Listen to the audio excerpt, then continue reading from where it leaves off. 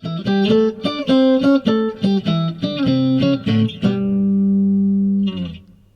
how you doing? Justin here. In this slightly smoother jazz lick today, we're checking out one I call the Wes Octave 7th, because it's kind of a Wes Montgomery style octaves lick based on the dominant 7th arpeggio. Now, first thing, to get this kind of sound, the Wes sound, I'm using my thumb, the kind of the fleshy part of my thumb. So what I do when I'm doing that is I tuck the pick and I hold it there with my middle finger, kind of bent around holding the pick there so I can use my thumb there. You don't have to do that. You can just put your pick down or put your pick in your mouth, or you can just use a regular plectrum. Just to get that nice round Wes Montgomery sound, you tend to use the thumb. For those of you that didn't know, Wes just used his thumb, and it's rumoured, although I've never seen this, that he actually used to hold his guitar with his hand. He didn't use a strap, and he managed to play with his thumb like that, which is pretty incredible, hence his record, The Incredible Guitar of Wes Montgomery. Bit too much talking, Justin, so let's get to a close-up and show you how to play this thing.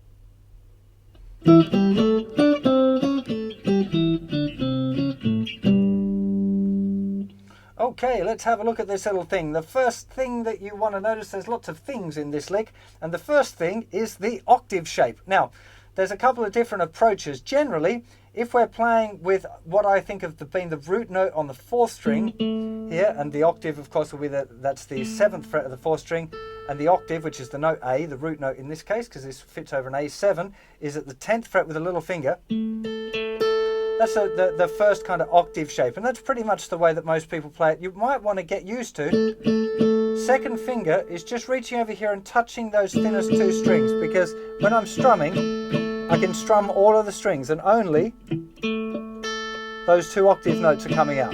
Right? That's the first thing, it's quite important. So get used to doing that shape on the 4th or the 3rd string.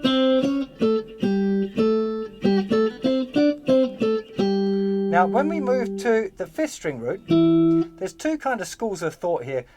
I tend to use 1st and 4th still, which is a bit weird because here they're separated, there's a 2 fret gap in between the fingers, and here there's only 1. Now, I think it's just because I learned like that, I find it easier, because my logical side says that it would be better to use 1st and 3rd for this root, or the 6th string root, which is the same shape, and then change to 1st and 4th. And I did actually spend a bit of time practicing this exercise that you're now seeing me do, trying to get used to changing. But I still find that easier, even though it shouldn't be easier for my little finger to have to change the distance. It is for me. So it really doesn't matter which one you do, just pick one and then use it, but it's not really important. Now, what is important is the notes that you're playing and the way you approach it. Now, what I always think about with these kind of licks is I just look at one of the notes, and in this case,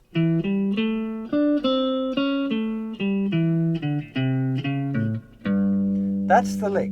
So we got here 7th fret on the 5th string, and then to 5th fret on the 4th string, 7th fret on the 4th string, then 7th fret on the 3rd string, 5th fret, 6th fret. Now this is kind of A7. We're just using a little, to get to the C sharp, we're going D, C, C sharp.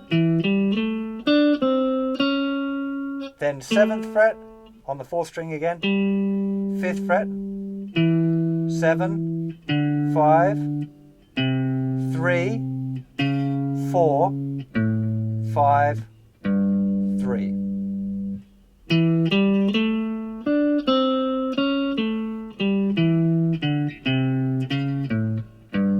So that's the first thing, is make sure that you know what the notes are that you're playing. Now, once you know what the notes are, a good thing to have a go at doing is playing the same lick just with your first finger.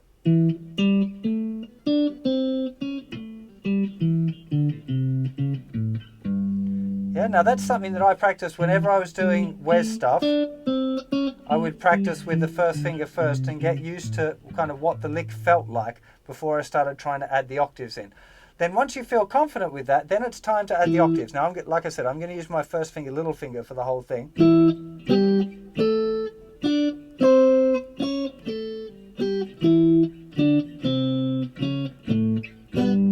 But if you've done your homework properly and you know the lick, then it shouldn't be too difficult.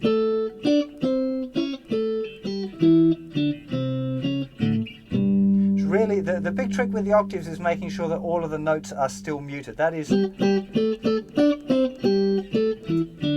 it.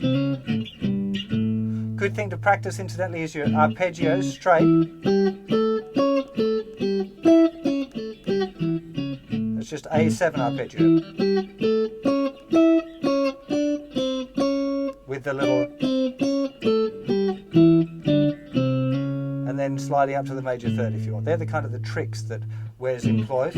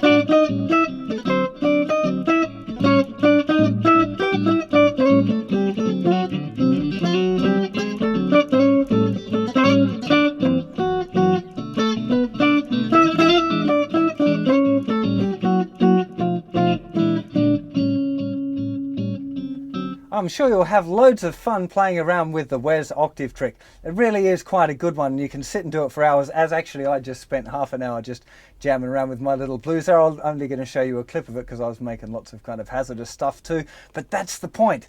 When you're doing this kind of thing, that part of what you should be doing is kind of pushing yourself and learn the lick and try and use it and then see, well, can I do this, you know?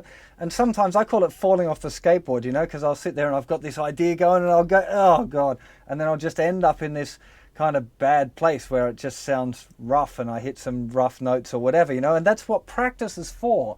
You know, it's not play. If I wouldn't do that at a gig, I'll push it a bit, but I'm kind of aware of where the boundary is a bit, you know. But when you're practicing or just jamming like I've just been doing for a little while, you know, exploring an idea, you're kind of pushing it and you're trying to see what you can get out of it. And it's okay to make mistakes. It's good to make mistakes, you know, as long as you learn from it and you go, I won't do that again because it sounded pretty bad. But, you know, in that exploring, that's where you find the really interesting stuff. I just came up with a couple of licks that are kind of new to me, you know. So make sure you have, you know, give it good exploring time and don't be scared of making mistakes. It's good to be exploring stuff and making mistakes. At least that's my excuse and I'm sticking to it. Have fun with that. I'll see you for more licks and lessons and lots more other fun guitar stuff very soon. Take care of yourselves. Bye-bye.